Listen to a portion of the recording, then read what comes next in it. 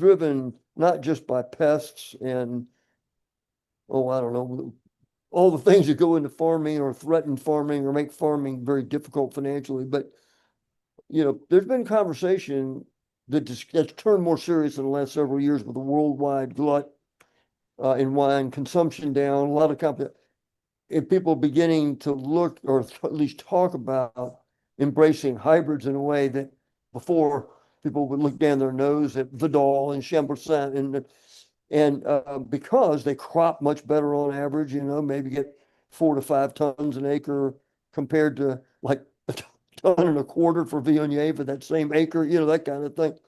But also, many of the hybrids are much more cold hardy and disease resistant. And so when you're trying to make a buck or just, break even, that combination of things has become very important, particularly in, an environment that we've got in Virginia where, well, let me put it this way, Paul, I was just out for a visit to Central Coast. Never been to the Central Coast of California before. And my wife and I spent most of the day at Tablas Creek. And they were the first certified organic years ago and whatever else. They've got a lot of acreage under vine. So anyway, we were out there in that very different terroir than we have. And it was really interesting driving around at the vineyard and walking around with the vineyard manager because he was telling me, he says, well, I've heard about the spotted lanternfly and whatever, tell me about that. And then, so I'm telling him all about the various pests we've got, from microbes to, downy and powdery mildew to the whatever. And he says, well, we're feeling the encroachment coming of the sharp I forgot the name of the thing, but the pest that's coming into there. But he goes, really, we don't have any, it's arid here, as you can see, but we're dry farming, so we don't have a lot of water around. No humidity, so we don't really have the problem with mildew and the like that you have. But he says, you see all these little areas around the base of the vines? I said, yeah, it looks like you were hilling up in the middle of the summer. Is it so hot you're hilling up the base of the vine or something? He goes, that's not hilling up. It's not us hilling up. Those are ground squirrels and mini gophers, they call them. And he says, they actually attack the roots of the vine. I went, oh my God. And he said, so you'll hear while you're out here, and we did, you're going to hear shots fired. He says, we kill 40 or 50 of these rodents a day, and we are losing ground quickly. So anyway, Paul, way off the topic here, except to say that, farming is farming, and depending on the terroir and whatever else. So as I said, one pushback in Virginia has been to consider hybrids in a way that people have not even seriously considered them before, because you're thinking, Bordeaux varietals and traditional French and Italian varietals that everyone's heard of, but now we're trying different things.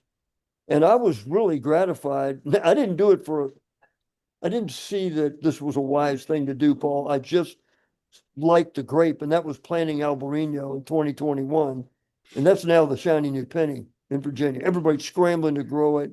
I could sell anything I grow over here for super premium price. People just love it. It's really thriving here, at least the few places that have it. So anyway, yeah, I think the motto around here is we're trying still, the industry is so young, we're trying everything everywhere all the time, And one of the things that I don't know, have you ever listened to, you aware of Fred Reno's Fine Wine Confidential podcast? You know what that is? It's really great. You probably enjoy it enormously.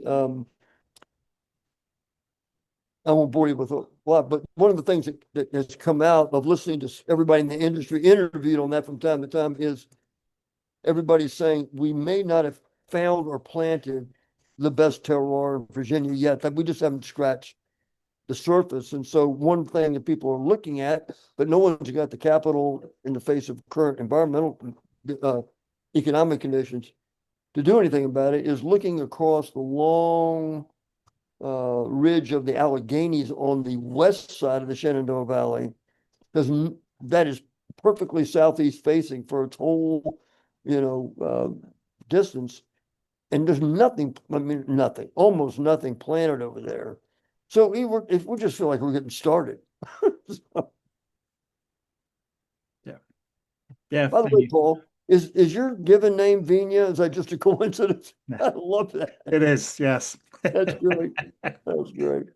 Hey, I Yeah. think the last thing because I had asked you about sort of your vibe there, and I was sort of interested. You talked about making it an everyman type place, but then you were talking about more of an upper end area. Yeah. Talk about the reserve area That's that you've set up. that's just a dream of mine, but Oh, okay. it was enough of a dream of mine that when we bought this property next door that I mentioned that we planted in 2021, when we laid out the vineyard, I went, no, we're not planting this little swath over here. We've got to maintain access around it and leave that available because the view from there down the Rockfish Valley to the Blue Ridge in the distance is just magnificent. And I've always had the thought that we would have a smaller venue where it would be, the library wines, our upper end stuff, better service, different level of service and finish and glassware, everything. Because I like that, Yeah.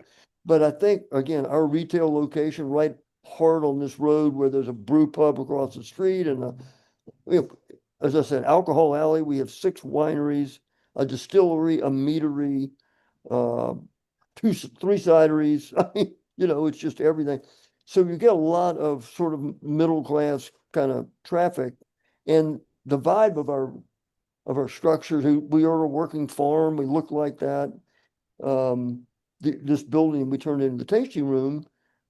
As I said, it was a stick-built farmer's market without even plumbing.